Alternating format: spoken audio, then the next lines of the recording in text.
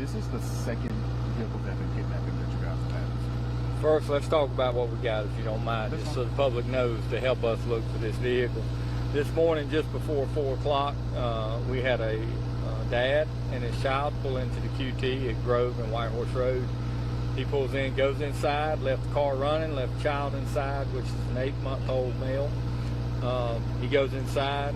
A black male suspect comes across the parking lot, jumps in the car, takes off south on White Horse Road. This is a 2013 black Nissan Altima. There's an Amber Alert been issued. You can see units are deployed. We have our air unit deployed looking for the vehicle.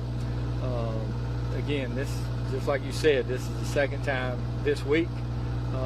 People need to be more aware of what they're doing, leaving cars unlocked, leaving them running. Some people do look to take them, steal them, maybe not knowing there's a child in the back. The one that happened earlier this week, obviously that lady had some other issues going on, a little different situation, but the same situation in that the car was running and the child was left inside. You know, you couldn't be any more irresponsible to put a child in danger by doing this as a parent or a guardian of some kind.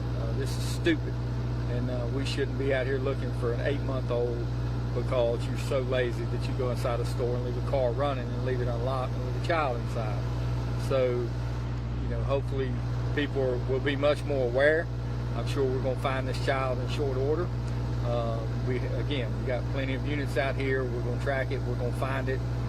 We're going to take care of that part. But people need to know, take your child out of the car. Do not leave a child in the car. You could not be more reckless to do something that irresponsible. So that's where we are right now. There's not any further information that we have. You can see we just got here. This is our staging location. We moved from the QT to here, so we can't be interrupted as we try to track and do some other things. So any questions at all? Yeah, how many officers are helping with this search, and how many agencies?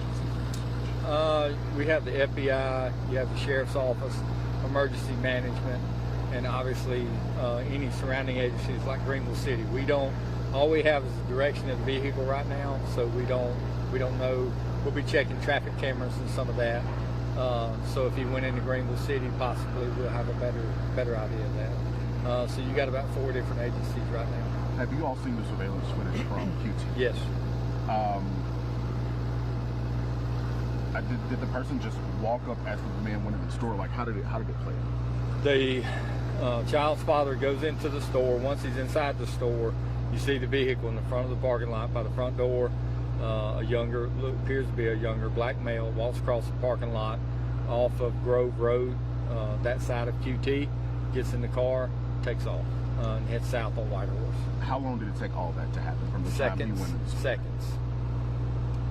Sheriff, kind of talk about, you know, not only is this a stolen vehicle, but the incident is heightened even more so because of a child. Absolutely. Kind of talk about, you know, what you and your officers are kind of going through your minds right now, having to investigate this right now. Well, our first priority is find the child, make sure they're okay. We can deal with the stolen car and all those things later and get the details. We don't know why this happened. We don't know if there's any connection between the family and or who the suspect is. We don't know any of that. Our priority right now is to find the child, make sure they're okay. And if the suspect could hear this, what would you say to him? I would certainly say that he needs to make sure the child's okay. Even turn the child over to somebody. Find law enforcement, turn him over, get this over. Hopefully he didn't know the child was in the car. It's not an internal situation somehow. But I don't, just like the first part of the week, the girl had no idea a child was in the car. She took off in it, wrecked shortly thereafter. She was apprehended. The child was safe, thank God, but she didn't know the child was in the car. So don't make yourself so vulnerable, and your children, they're counting on you to keep them safe. This could be prevented. This should not have happened. So I know you touched on it, but that is such a common thing that we see every day at gas stations. People literally think, I'm just going to run in and run back. Right, and we do have a lot of stolen cars that way, especially nationwide. If you look at that, where people are pumping gas and they go in to pay for something or buy something, come back out and their car is gone. Fortunately, we don't have a lot of situations where children are left in cars. that this happens. We do have a lot of situations where children are left in cars. We ride through parking lots in the morning and late in the afternoon. People leaving daycare or grandma's house and just pick the child up, and they run in to get, dinner at a restaurant or whatever the case, pick up a to-go order and do those things, and a car's running and the child's inside. Again, nothing could be more irresponsible. So just understand, the people need to know this happens.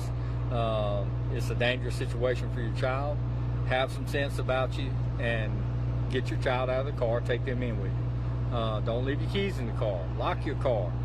Just about every car has keyless entry. I mean, it's stupid to leave your keys in the car and leave a car running in today's world. This makes no sense to me. So. And speaking of the family, I'm sure they're upset. Have you had a chance to meet with them yet? Yes. How are they doing? We met with, obviously, the dad. Just happened to. He's distraught, a little confused. Getting information out of him was tough. They did call 911 right away.